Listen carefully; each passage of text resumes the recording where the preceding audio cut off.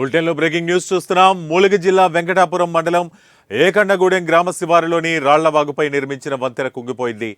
దీంతో బ్రిడ్జిపై నుంచి రాకపోకలు నిలిపివేసినట్లు అధికారులు తెలిపారు.